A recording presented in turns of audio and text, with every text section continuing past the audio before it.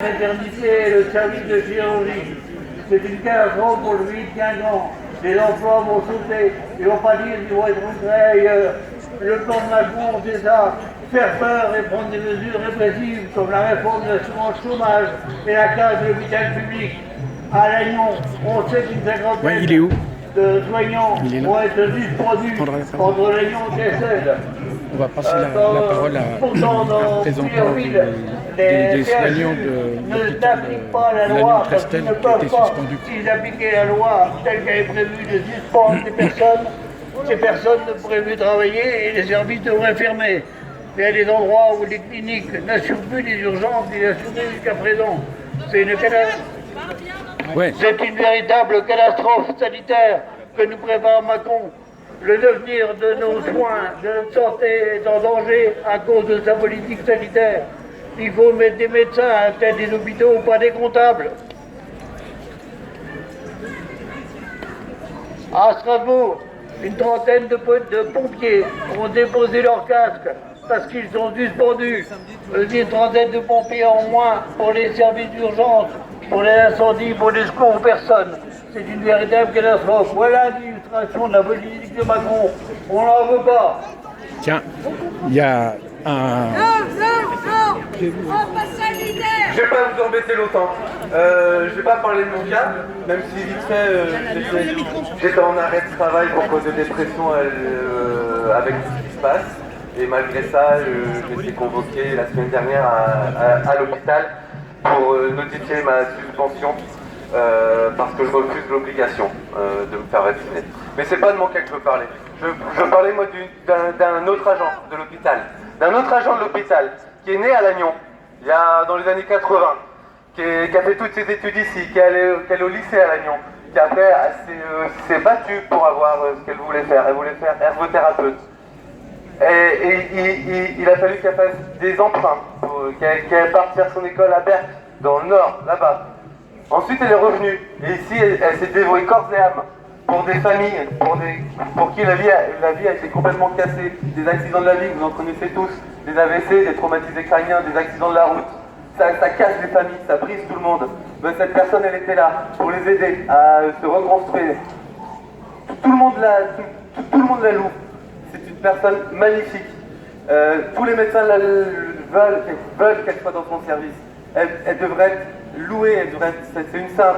Eh ben non, la semaine dernière, elle a été convoquée. Ça fait des semaines qu'elle pleure, qu'elle ne sait plus comment résister.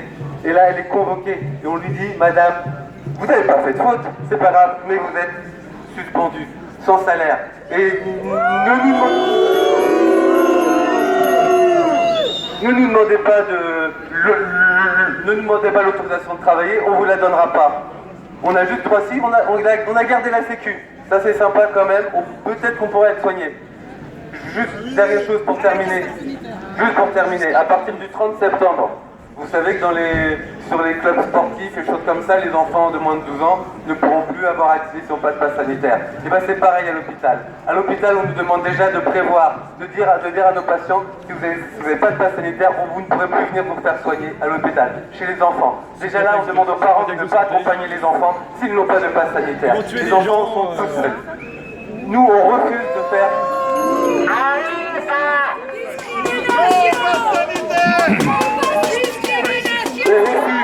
On refuse de faire le tri des patients. On refuse de faire le tri entre les accompagnants des patients. Nous devrions refuser de faire le tri entre les soignants. Mais je suis désolé, on a besoin de vous. Merci tous d'être là pour nous soutenir. Parce que franchement, on se sent vraiment un peu seul. Merci beaucoup.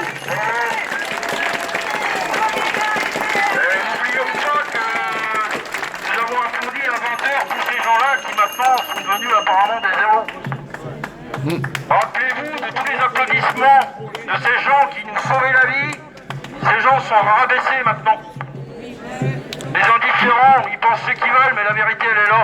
C'était des héros. Ces héros sont devenus des héros. Bon appétit.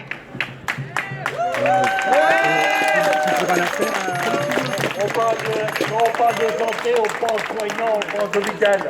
Mais il y a également des médecins aujourd'hui qui sont interdits d'exercer parce qu'ils se sont opposés à cette politique-là.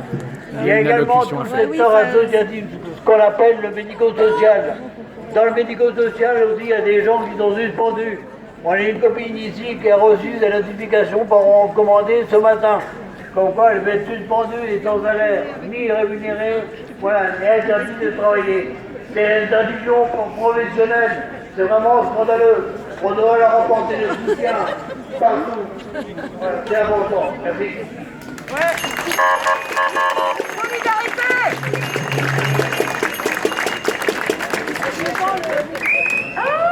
Alors je vais lire une petite tribune là, qui a été signée pour le moment par 2500 chercheurs, universitaires, soignants, juristes, artistes, enseignants qui dénoncent la censure actuelle. Alors donc je vais lire rapidement cette petite tribune qui pour moi a du sens. Puisque je suis moi-même universitaire, je l'ai signée. Donc aucun d'entre nous n'aurait cru possible ce que nous voyons se dérouler sous nos yeux depuis 1 an et demi. Non pas qu'une nouvelle épidémie vienne mettre à l'épreuve notre système immunitaire individuel et nos structures collectives de santé, cela était prévisible. Mais que la gestion de cette épidémie vienne mettre en péril des valeurs démocratiques, des libertés, des droits humains acquis de haute lutte depuis la Révolution française, cela était impensable et pourtant, liberté d'aller et venir, liberté d'expression, liberté de commerce, liberté syndicale, droit au travail, égalité des droits de tous les citoyens, non-discrimination dans l'accès aux biens, lieux et publics, services de la société, dont l'accès aux soins et l'accès à l'éducation. Confidentialité des données de santé, la liste est longue, très longue. Les états d'urgence s'empilent les uns sur les autres. Le Parlement est traité comme une simple chambre d'enregistrement. Le président de la République gère seul la situation avec un conseil de défense sanitaire dont aucun compte-rendu de réunion n'est consultable.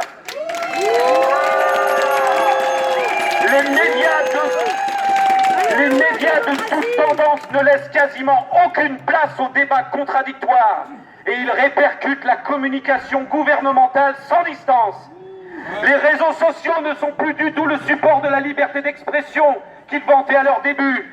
Google, propriétaire de YouTube, et Facebook ne se contentent plus d'orienter nos pensées à l'aide d'algorithmes. Avec d'autres, Twitter, LinkedIn, etc., ils opèrent désormais une censure massive de tout ce qui contredit le discours officiel sur le Covid.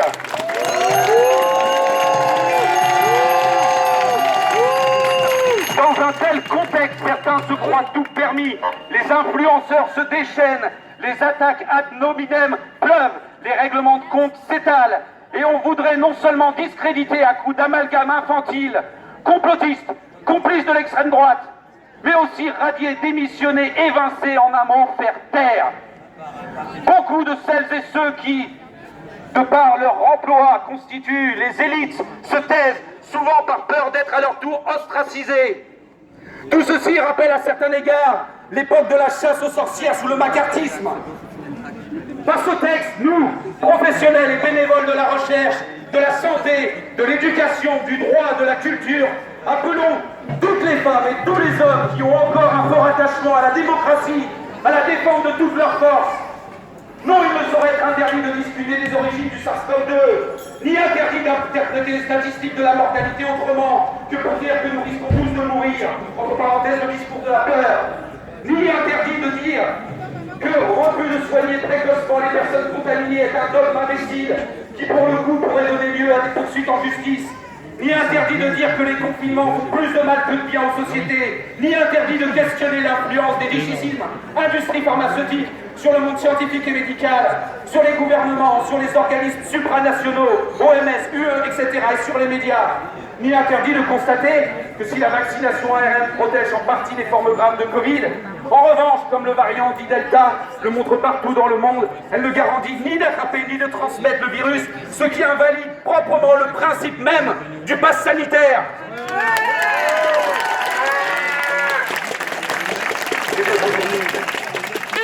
Interdit de contester que l'on vaccine par contrainte ou par chantage les enfants, les adolescents, pour qui la balance risque-bénéfice est très douteuse. Ni interdit de demander que l'on attende pour vacciner certaines catégories de personnes à risque, les femmes enceintes par exemple.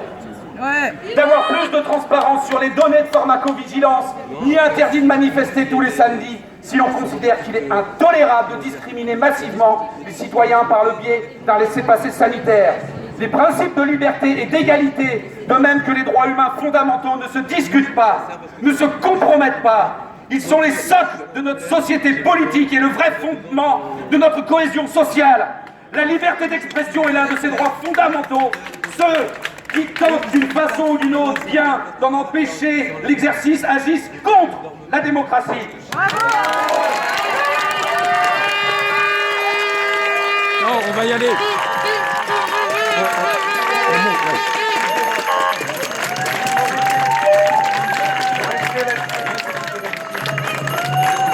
Très bien.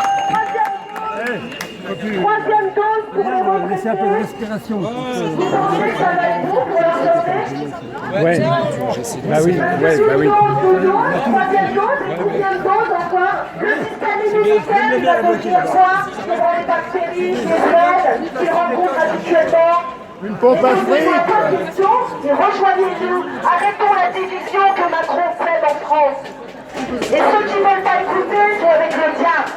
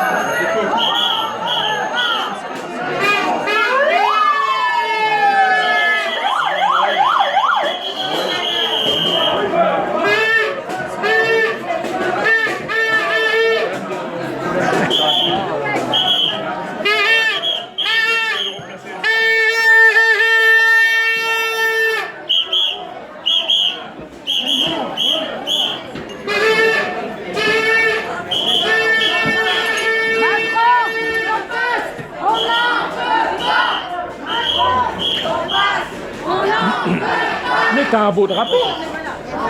C'est un monsieur de mais une fois fait, ça permettrait d'arroser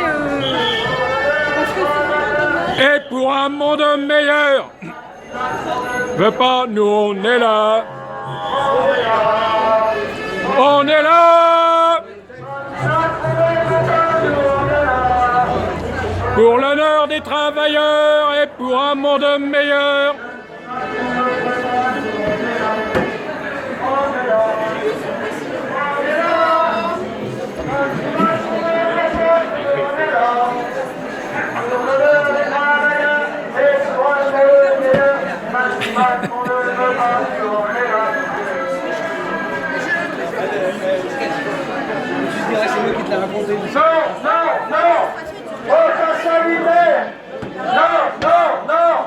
Au pass sanitaire! Non, non, non! Au pass sanitaire! Non, non, non! Au pass sanitaire!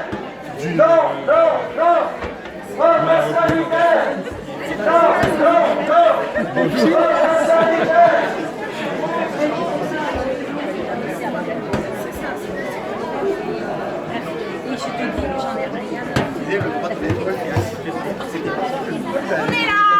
On est là!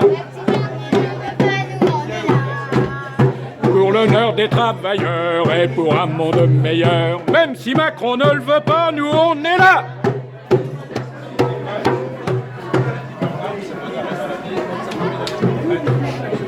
Bon, t'as perdu ma femme? T'as fait, hein, dans la vidéo, hein. Hein, ouais.